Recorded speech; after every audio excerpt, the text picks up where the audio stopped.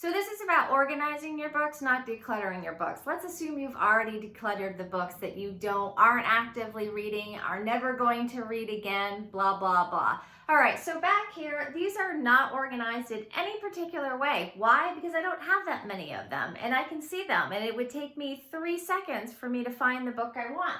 Mostly because these are already books I've read and I enjoy reading more than once. And it would be me going, I want to read the history of America. Well, I know what that book looks like, so it's really easy for me to find it.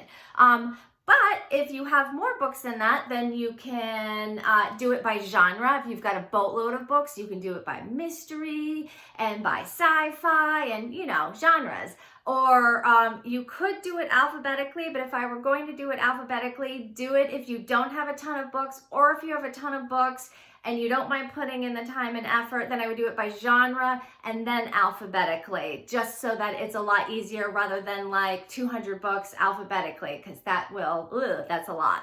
And then, to keep that up, I think would be really hard.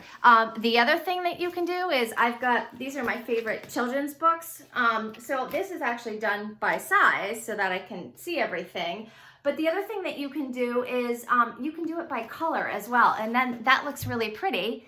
And that's another option. So you have several different options. My advice is what seems like the most fun way for you to organize your books, what seems like the most likely way for you to actually do it, and what seems like the way that you are going to upkeep them. And again, if you only have a couple of books and you know what they are, you don't really even have to organize them. You just have to, these are organized just in this looks nice. I can find everything's together, but it's not like I'm like, that's a genre. These are just organized as in they are all together. So you have different options. Pick the one that works for you. What's your favorite kind of organizational style for your books? Comment below, like and follow, or if you need help finally getting and staying organized, DM me and let's talk.